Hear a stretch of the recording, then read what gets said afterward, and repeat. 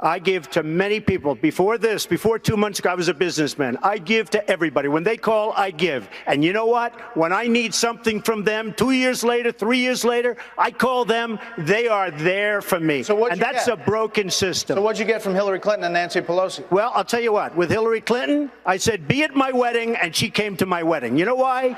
She had no choice because I gave. I don't need anybody's money. It's nice. I don't need anybody's money. I'm using my own money. I'm not using the lobbyists. I'm not using donors. I don't care. Hillary Clinton was the worst Secretary of State in the history of our country. The worst. The world blew up around her. Every single thing that she touched turned to garbage.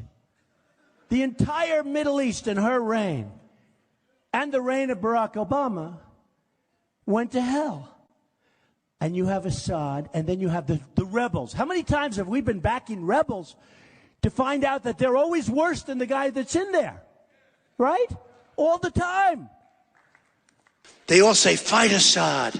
Fight Assad. Assad's a bad guy. They're all bad guys. Not too many good guys over there, right? They're all bad guys. I mean, what did we get by knocking out Gaddafi, right? Nothing. What did we get by knocking out Saddam Hussein? And frankly, you know, in all fairness, there were no weapons of mass destruction. But what did we get out of it? Saddam Hussein killed terrorists. He would kill them immediately. He didn't do it politically correct. He found a terrorist, they were gone within 5 seconds, okay?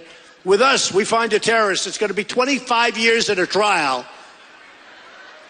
We're backing people. If they win, they'll end up being worse than Assad, and we'll have spent another $1 trillion on them.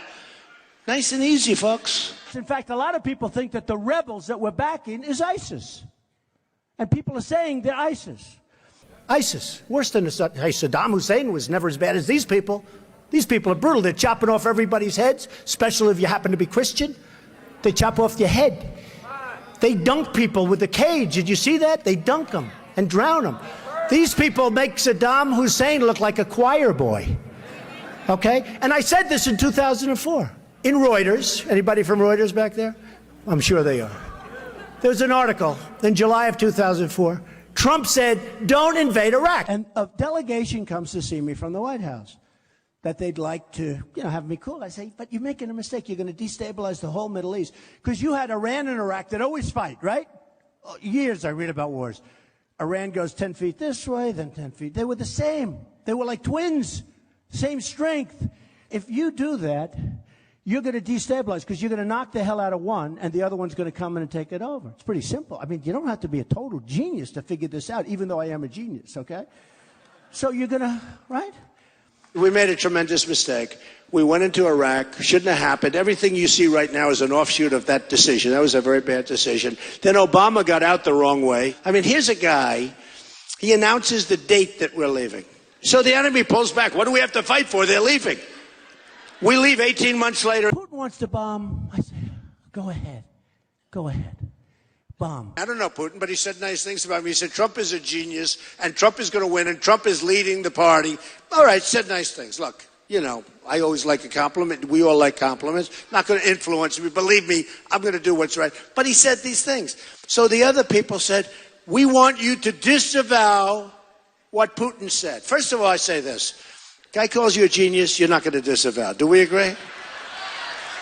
Only a stupid person would disavow, not a genius. No genius would disavow being called a genius. But more importantly, if you look at it, wouldn't it be nice if we actually got along with Russia and other countries? Wouldn't it be nice?